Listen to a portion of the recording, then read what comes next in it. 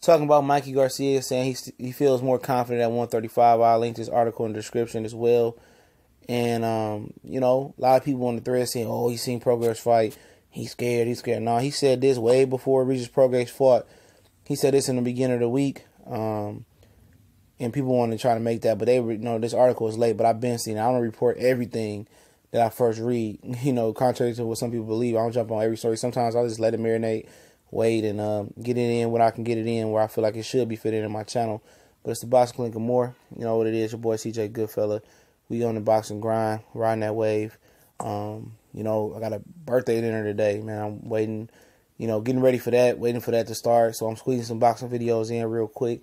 I'm going to grind regardless. We're going to be back for the Mikey Garcia, Regis Progress, you know, afterthoughts. Hopefully I ain't too wasted or too full. But yeah, man, you know, I agree with him. Even though he started up the Target Olympiad's original camp, and they're supposed to fight February 10th at 170 pounds plus or right around there.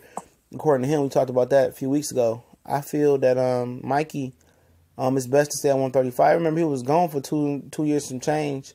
You know, he came from 126 to 130. He failed to make weight at one of those, I think 126 versus somebody. And, you know, now 2 years off, now he's trying to make up for missed time. He's trying to be where he think he should be by taking chances, moving to 140, moving 35. He needs to pick a weight class and sit at it, and I think 35 is best for him. I see Farhood's list of junior welterweights, and he left off Josh Taylor. But, you know, like I said, you know, these boxing guys, you know, claim that been in a boxing ring, been in the gym, you know, coaching and training. I mean, they don't know everything, you know what I'm saying? And, you know, I just think that, I don't think Mikey Garcia is that good of a 140-pounder. Maybe tonight may change my mind. I'm a big Mikey fan. I think 135 is best for him. I just, you know, Mikey Garcia is predicated on technique and fundamentals and IQ. You know, he's not a fast, twitchy athlete. He's not physically big or strong, especially at 140. I think it'll be a big mistake for him to stay at 140 and go to 147. Right now in his career, it's just, you know, he's going to get knocked out. I'm just keeping it real with Progress. It's too rugged for him right now, you know. And if he's going to fight Progress, it's going to have to be in this calendar year before that guy gets a lot better and start putting experience with talent and skills. You feel me? Josh Taylor is too big and too talented for him right now. You know, a lot of people don't want to believe, oh, you got 12 fights, 13 fights. I'm trying to tell you, these guys got, you know, in Taylor and Progress, they have physical advantages that I don't think Mikey can overcome at 140. And damn sure he ain't fucking with Earl Spence, Keith Thurman at 147. You know, these guys are physically big and very athletic. They stronger, they punch harder, they faster than Mikey Garcia, both Taylor and Progress. And I say they're bigger than him as well, you know. And Progress is very skilled in his own way. The head movement, the explosion. Both of them guys' speed are night and day to Mikey Garcia. Mikey Garcia is not fast. He's slow as shit for 140. He don't look good at 140 from what I've seen. It's going to be another story tonight. Hopefully he grow into the weight class. He should sit his ass at 135. Don't fuck with them, man.